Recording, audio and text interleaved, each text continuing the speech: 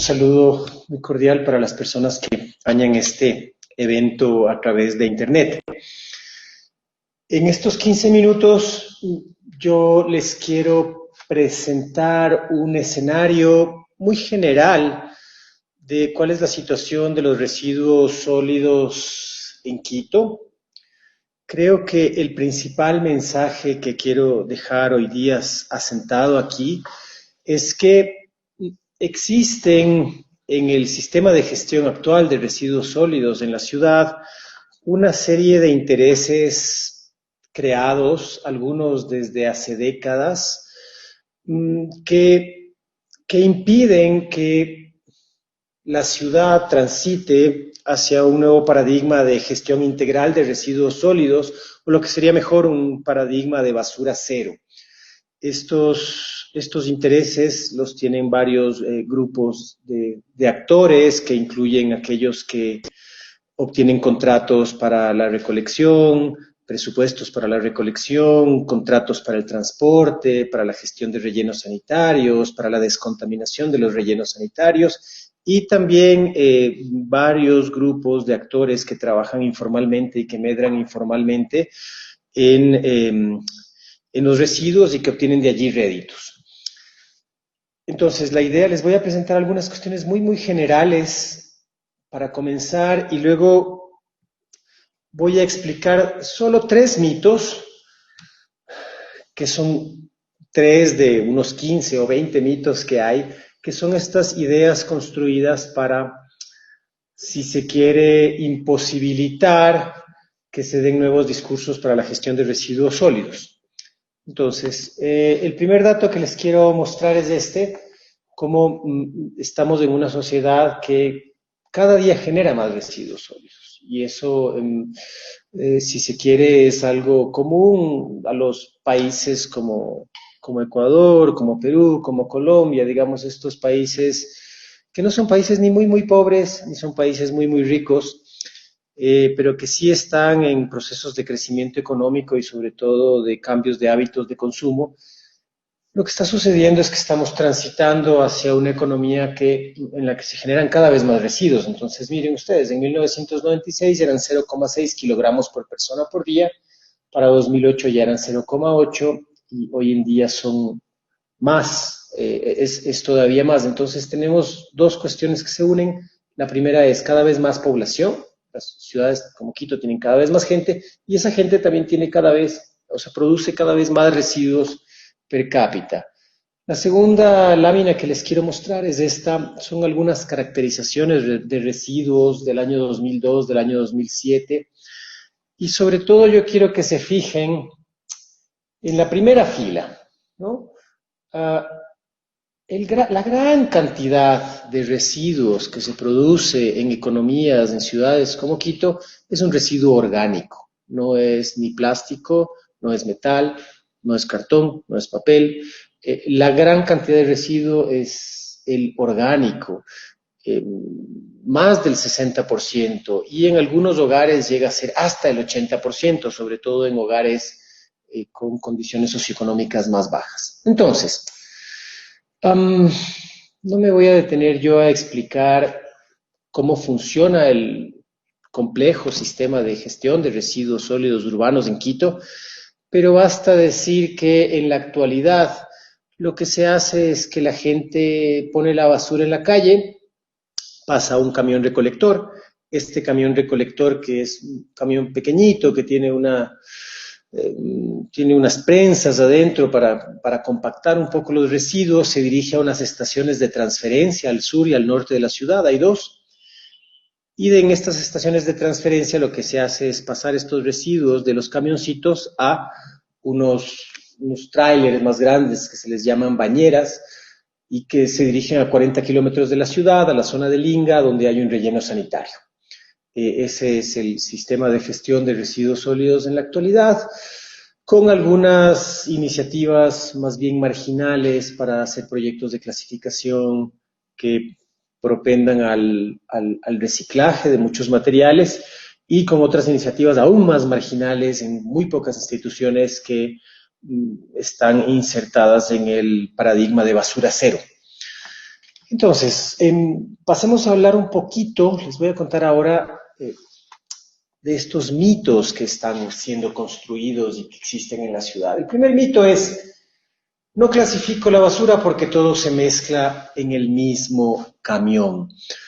Este es un mito muy conveniente para todos los actores que les interesa que no haya clasificación ni reciclaje de basura, y también es muy conveniente para las personas, para los generadores, para las personas que vivimos, que estamos en los domicilios, en las instituciones, porque de ese modo rápidamente nos deshacemos de la responsabilidad que tendríamos que tener en la gestión a nivel domiciliario o a nivel institucional de estos residuos. ¿Qué significa esto? Yo les voy a decir algunas de las cosas que, digamos, que contradicen este mito. Uno, una persona en Quito pone su basura en la calle, ¿ok?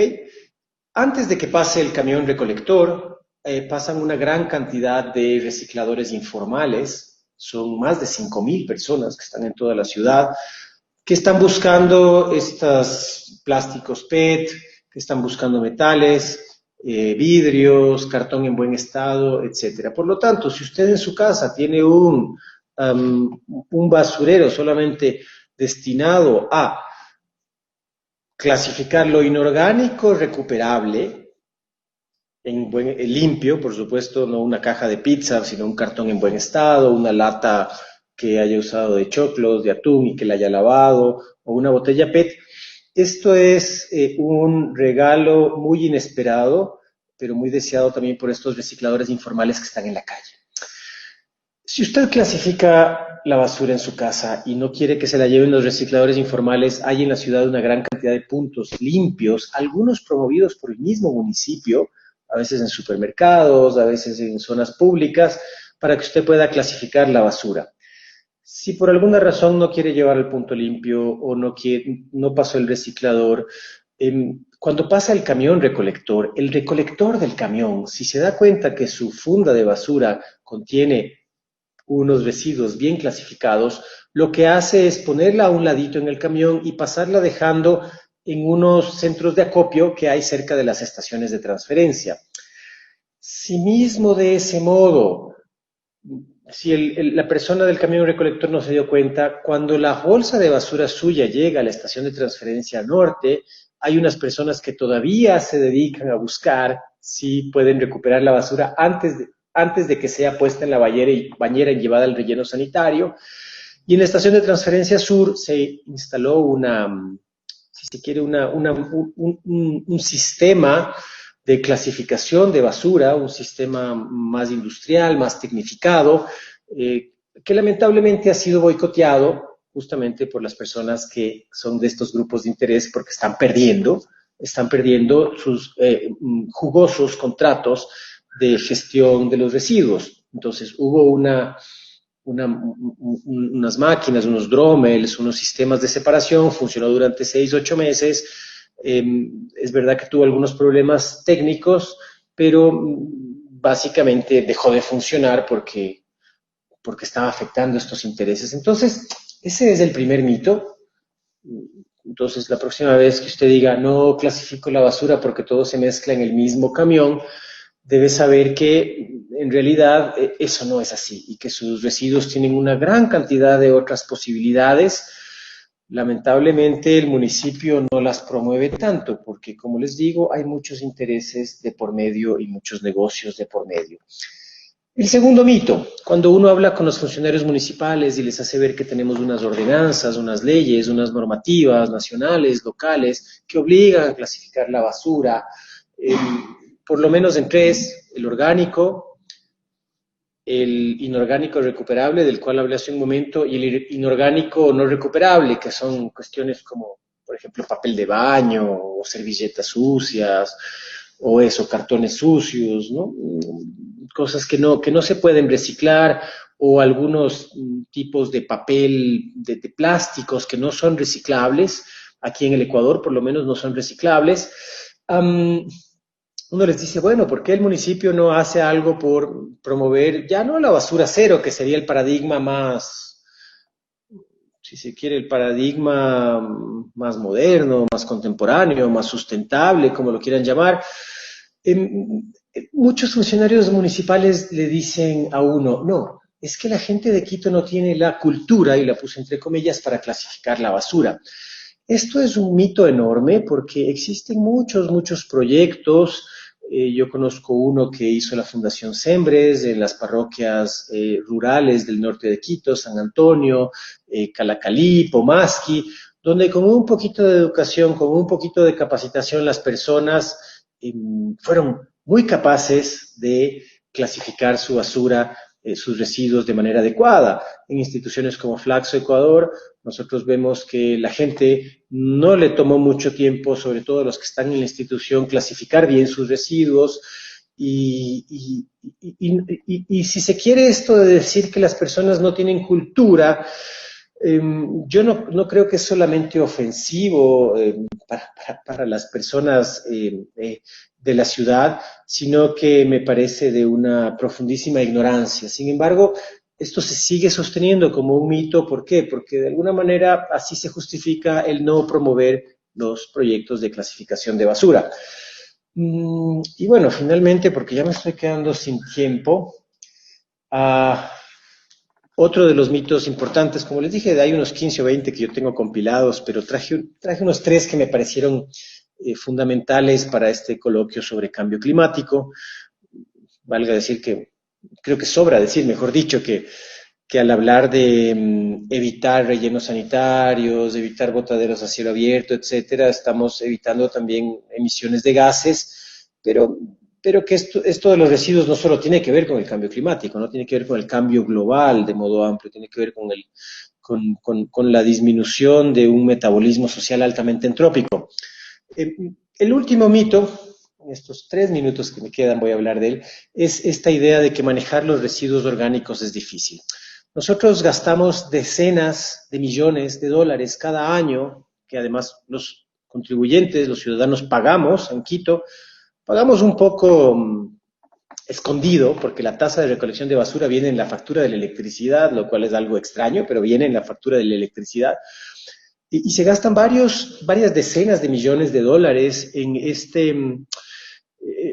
esta recolección, barrido, transporte, transferencia, gestión del relleno sanitario, pero luego el relleno sanitario no es la solución, porque en el relleno sanitario se generan lixiviados, se generan gases, entonces necesitamos pagar a empresas para que traten los lixiviados, para que traten los gases, en fin.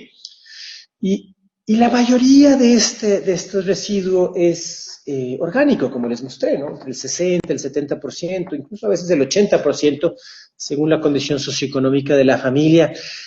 Y manejar el residuo orgánico en realidad es lo más fácil que existe, porque es un proceso absolutamente natural que se llama compostaje y que la naturaleza lo inventó hace miles de millones de años, que consiste en tomar la materia orgánica, descomponerla y volverla en materia orgánica nuevamente útil para la agricultura, para la jardinería, etcétera. Existen en la actualidad tecnologías de megacomposteras, tienen una grandísima difusión, sobre todo en América, en Estados Unidos.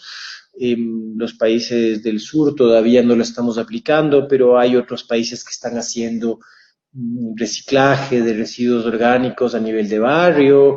Hay un montón de tecnologías para hacer reciclaje de residuo orgánico a nivel domiciliario. En fin, piensen ustedes cuán diferente sería el impacto que generan nuestros residuos orgánicos si en vez de ir a un relleno sanitario, mezclarse con otras basuras, generar una gran cantidad de lixiviados y de gases tóxicos, se convirtiese en compost, y no necesariamente compost para la agricultura, porque a veces hay una serie de críticas de que ese compost podría estar contaminado, pero compost, por ejemplo, para restauración ecológica, que aquí en Quito, al norte de Quito, sobre todo, que son áreas muy erosionadas, serviría muy bien. Y de hecho, yo aludí hace un momento al proyecto de la Fundación Sembres, es en la zona norte, en una zona erosionada, y ellos, cuando crearon la cultura entre la gente para clasificar el residuo orgánico, no solamente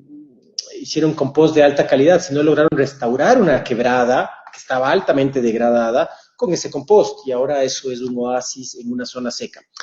Bien, dicho eso, acaba de sonar la campana, se me acabó el tiempo. Entonces, muchas gracias por su atención y estoy, bueno, a disponibilidad para cualquier comentario o pregunta posterior. Gracias por su atención.